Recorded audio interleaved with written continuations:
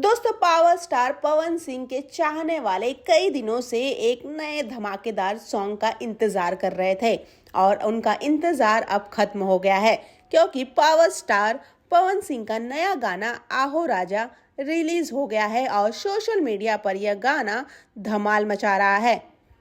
आपको बता दें कि यह गाना वेब म्यूजिक के यूट्यूब चैनल से रिलीज किया गया है और कुछ ही समय में इस गाने को कई लाखों व्यूज मिल चुके हैं। गाने में दर्शन बनिक के साथ पवन सिंह की ऑन स्क्रीन केमिस्ट्री भी काफी कमाल लग रही है। इस गाने में पवन सिंह की दमदार आवाज और एनर्जी ने इसे बेहद खास बना दिया है। उनके साथ खूबसूरत अदाकारा का ग्लैमरस अंदाज गाने को और भी सुंदर बना रहा है।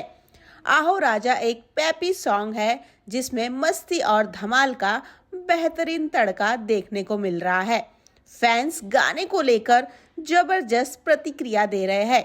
यूट्यूब और सोशल मीडिया पर इसे लाइक्स और कमेंट्स की बारिश हो रही है।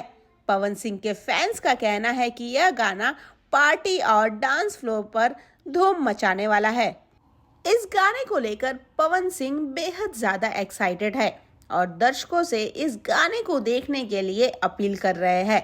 वहीं पवन सिंह कहते हैं कि यह गाना उनके दिल के बेहद करीब है।